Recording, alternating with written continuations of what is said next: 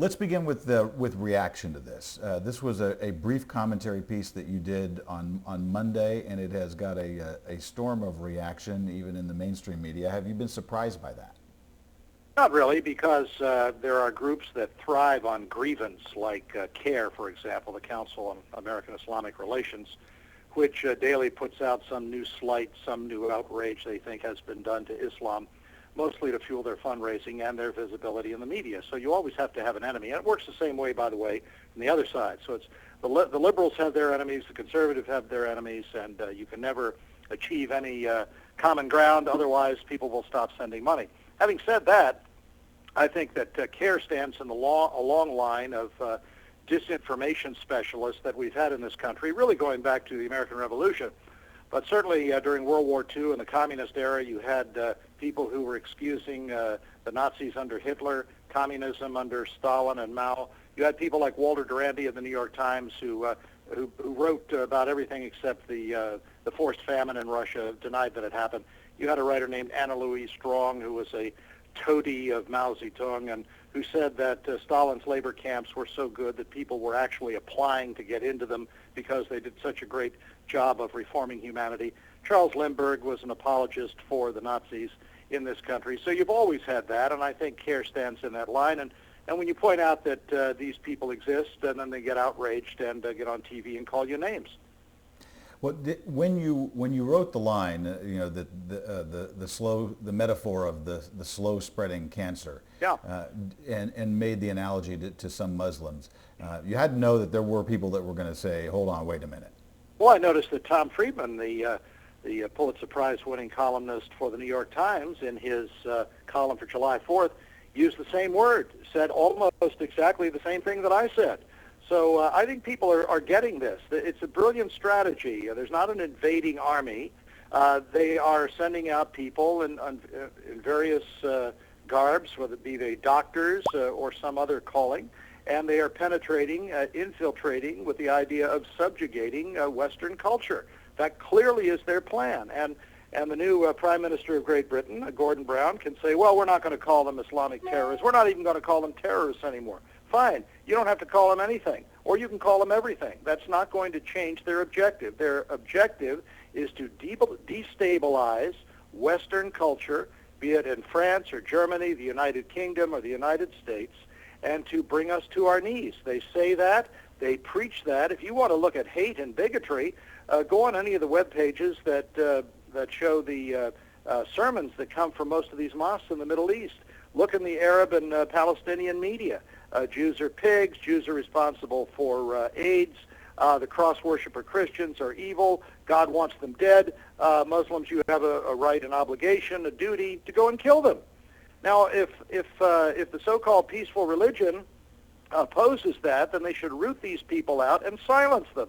But of course they don't. I had the Prime Minister of Israel told me a couple of weeks ago. I had asked him if he had requested of Mahmoud Abbas, the Palestinian president, to stop this insightful stuff, including using children on Palestinian TV to spread this hate. He said, well, I've asked him, but he hadn't done anything about it. Well, there you are. I'm simply pointing it out. And they certainly didn't treat Mickey Mouse very well. No, they blew up a Mickey Mouse type of a cartoon character, said he was an Israeli Jew, and encouraged children to go and do the same thing. Now there's real bigotry and there's real hatred. And people like CARE put out their little statements, but so did Yasser Arafat. Yasser Arafat was a co-conspirator in killing many innocent civilians. In one side of his mouth, he would denounce it, and the other side, in Arabic, he would praise it. So these people are two-faced. They know our ways. They know our media. They know how to use our Constitution.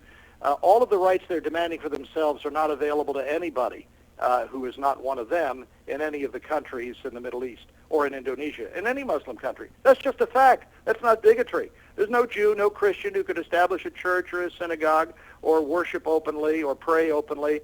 You can do all of that in America, and yet we're supposed to be the problem. I'm just pointing it out. Some people don't like that. Well, I'm going to keep pointing it out until they blow me up.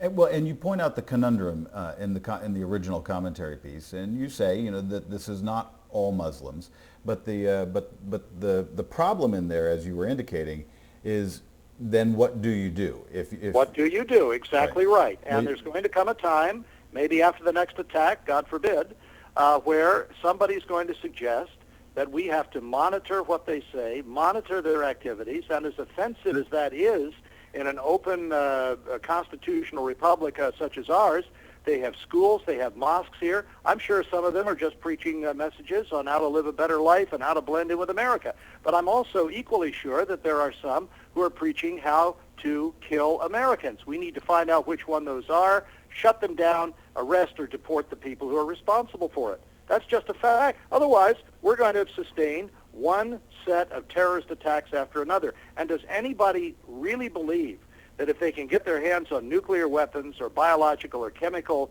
weapons that they won't detonate them? That's what their objective is. That's just a fact. They say so. Now, it doesn't take many. People say, well, only 10% maybe of them, of the world's Muslims are jihadists. Fine. 10% of a billion is 100 million. That's a lot of people. Well, we've had a lot of reaction on Breitbart TV, hundreds and hundreds of comments, and we often do, and a lot of times they kind of go back and forth from side to side. In this case, I think it's been nearly unanimously, it would seem, in support of what you had to say. I know you've also been talking about this on television and on other programs. What kind of reaction have you been getting? Has there been any dissent or criticism? Well, there's been some that's organized by CARE. They have their little mailing list. They've tried this with me numerous times. People who never heard the commentary, of course, they put it up now so you can't hear it, write all these letters from all over the country denouncing me, demanding I be fired. They tried that with my newspaper syndicate, and they're used to these sort of things. People who've been in the media a long time understand organized campaigns by various grievance groups of all sides, and so they just take it with a grain of salt. And some of them are grateful for the publicity. WTOP's news director said, gee, I hope in all the publicity we're getting, people mention the call letters because, of course, it's on the Internet. And people can listen for themselves, either on Breitbart or they can go to WTOPnews.com, listen to what I said, and see if they think it's hateful or homophobic. Islamophobic. I got to get my right phobic here. I've been accused of all kinds of things. CARE put out, I guess, the phone number for the WTOP executive. I'm sure they're getting feedback, but as a radio station, they're standing behind you? Of course. I mean, look, there are all points of view. I'm the kind of token conservative on WTOP. I'm not suggesting anybody be shot, blown up, killed, eradicated. People on their side are. People on the Islamic extremism side are. But I'd be a little happier, and I think most Americans would, if they would spend a little more time trying to eradicate the people on their side who are trying to kill all of us than worrying about what I'm saying.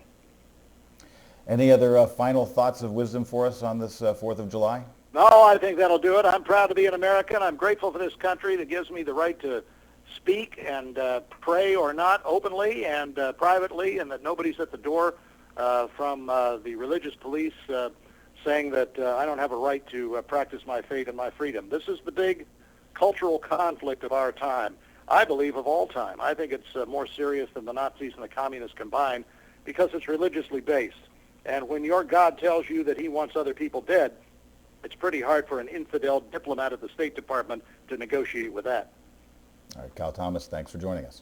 Delighted.